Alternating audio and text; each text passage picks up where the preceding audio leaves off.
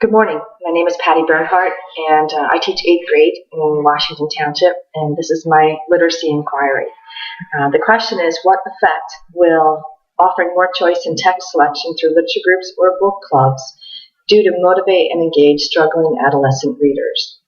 The context of this unit is going to take place in my 8th grade classroom. I have 18 students, evenly divided, nine guys and 9 girls.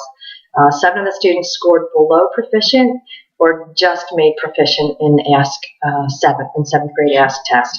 The lowest was 188, and the highest in those 7 struggling readers was 204. So that the 204 just made it. My class periods are only 42 minutes long, at least at this point. And the timeline of this entire unit will be 4 weeks in duration. The purpose is to build motivation and engagement by offering choice in text and autonomy in creating a reading calendar. And I'd like to add to that some autonomy in choosing their assessment, and I'll get into what some of those choices will be for the students a little bit later. The instruction and the timeline will go something like this. On day 1, all of my kids will come into the classroom, and as we've done before, they'll grab clipboards. I have enough for each of them. And in the middle of the classroom will be kind of half circles of rows of beanbag chairs. And again, we've done this before with mini lessons and those types of things. So this is something that they're kind of used to. So they'll sit in their little half circles on all the beanbags. I've collected them over the years. I have enough for all of them.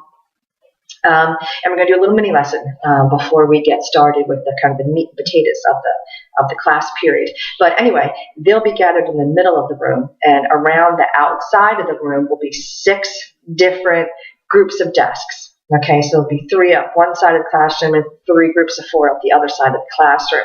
Okay, on each of these groups of desks will be 4 copies of a different novel. Okay, so in one group of desks, we're going to have 4 copies of Code Orange by Lois Lowry, a realistic fiction selection. The next group will have The Outsiders by S.E. Hinton, realistic fiction, great book.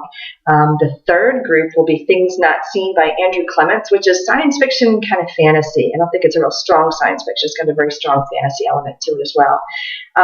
Group 4 over here will be Life as We Knew It by Susan Beth Pfeffer. Great book about what might happen if the moon collided with an asteroid and knocked out technology on Earth, and set off all kinds of different natural disasters and things like that. It kind of begs the question: how could we adjust to life without technology? Interesting question, especially for kids this age. Then The Giver by Lois Lowry. I think most people are familiar with that great book. And then the last set of desks will have 4 copies of Chains by Laurie Halls Anderson, an excellent historical fiction, which is appropriate for February. So that will be the setup of the classroom. And again, the kids are in the middle of the classroom in their beanbag chairs. And then what I'm going to do is I'm going to project onto the screen copies of the book covers of each of the books. And this is what it would kind of look like. I don't know how well you can see that. We've got Code Orange, we've got The Outsiders, Things Not Seen, Life as We Knew It, The Giver, and Chains. Okay, and I'll just give a real brief synopsis. I'm very careful not to put any bias in the way that I present them, but we'll talk about genre, and we'll talk about the different genres within a fictional unit. And again, it's either going to be realistic fiction, science fiction, or fantasy, and historical fiction. So that will be their 3 different selections within this kind of ending of a fiction unit. And then what will happen is the kids, I will distribute to them this sheet that I had just shown you. Okay, and again, it has all the pictures of each of the novels down one side of the paper. In the middle, it says Impressions and Thoughts, boxes here, and I think I might actually enlarge this before I actually do this. I don't think there's quite enough room. And then that third column says Rating, and that's something we'll deal with later. They don't have to deal with that right now. Okay, now at the top of this, it will have a group number, and I will have the kids in 6 different groups. I'll probably do this relatively randomly, except for those personalities that I know don't really function well together, if you know what I mean. But anyway, group 1 will start at the first set of desks, which will be Code Orange, okay? And what I'm going to do is when they get to their assigned stations, I will set a timer for roughly 3-4 minutes. And what they're going to do is just read. read, either just start in chapter 1 and start reading, probably maybe read the back of the book first and then start getting to chapter 1, maybe flip through to the feel for vocabulary, how the book is set up. Okay, and then at the end of 3 to 4 minutes, I'll probably let it go for 4 minutes, the buzzer will go off and I'll have the kids just write your impressions, your thoughts of that particular novel. Okay, something about the plot or the main character or something that they can refer to it later. And then they'll still have about 2 minutes to do that, just to jot down their thoughts, their impressions, and then they'll go on to the next station of desks that will have The Outsiders, or the next station has Things Not Seen, and so on until they've gone through each of the 6 novels and have their thoughts and impressions recorded for each one of them.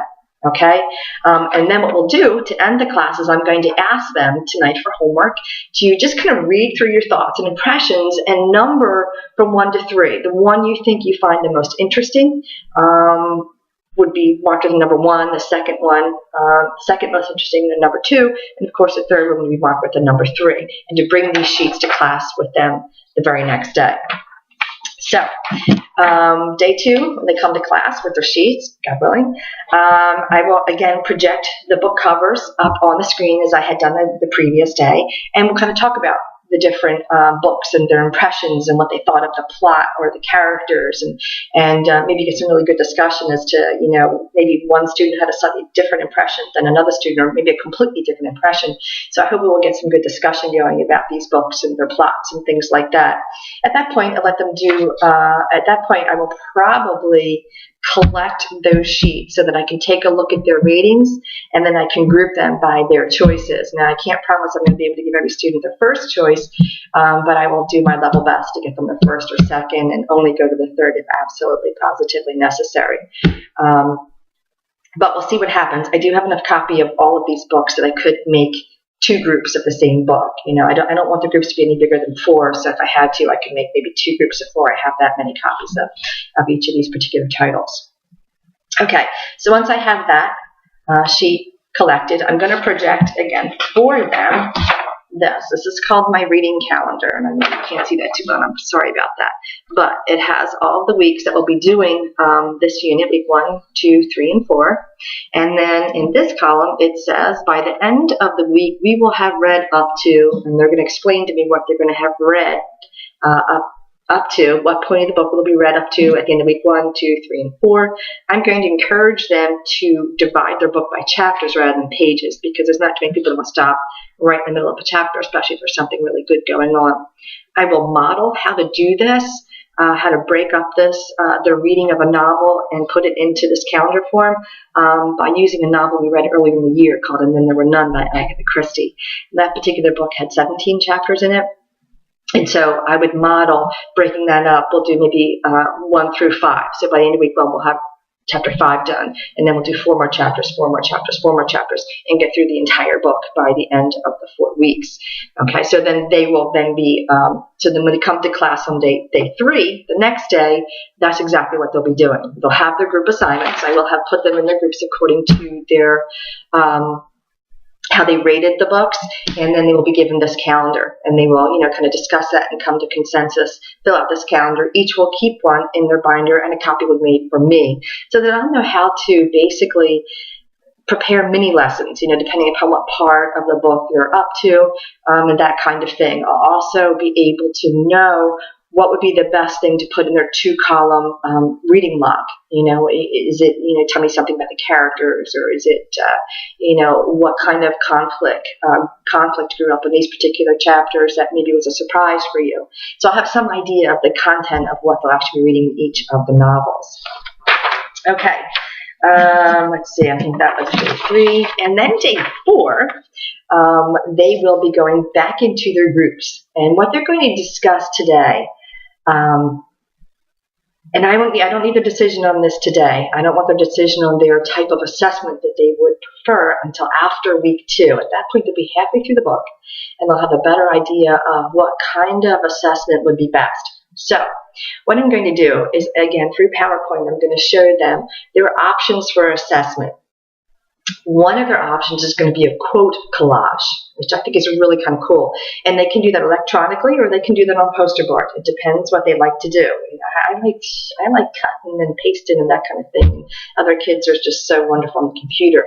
But they'll choose quotes from various parts of the book that will really kind of communicate what that book was about. Okay, the important events, the climax of the story, perhaps the theme of the story, something that really gives us insight into characters and things like that. So that would be one option, and I will model that. I will show them an example of that. The other will be a Glogster character analysis. A lot of kids have already done Glogster type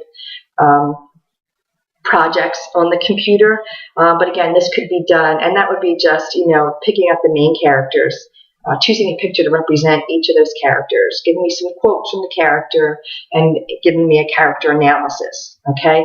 Now, again, that could be done electronically on Glogster, or they could format it, using a poster board, but just the same way you might find it on Glogster. Some of them love doing PowerPoints. I would accept that as a kind of a timeline of events, kind of follow the plot components. What is the exposition? What is the first rising action, and so on up to the climax, falling action, resolution type thing. They could do a traditional paper and pencil test if that's what they prefer. Some of them, that's great. They do really well on those things. I'd also be interested in what ideas they have. There may have been some really cool projects they've done in the past that I'm not aware of that really kind of might work, that I might find acceptable in terms of being able to assess, how well they comprehended the novel. As far as my reflection, I'm not ready to begin this unit yet. We have the PARCC testing coming up in about 2 weeks. It's from March 2nd to the 6th, so you can imagine we're all pretty stressed about that.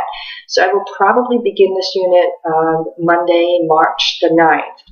However, my hypothesis is that students' engagement and motivation hopefully will increase because they have more choice. They have more choice in terms of their novel. It's kind of bounded choice, and they got to choose between these 6 novels. But I think that they have kind of a wide variety of characters and plots that they should appeal to most of my students. They're also going to have some autonomy in terms of how they're going to break up the reading of this novel. And then, of course, they're going to have some autonomy about their assessment. Okay, how they're going to show basically what they know, what they learned, what they understood, and that kind of thing. So my future questions will be, if this is as successful as I hope it will be, and I really do think that it will, is how can I incorporate choice in other areas of my 8th grade curriculum, maybe with some nonfiction nonfiction text as well. And this is a question I think that I will explore more earnestly once I kind of walk through and live this unit and see where else, choice might really be a wonderful motivating factor for my students. Thank you.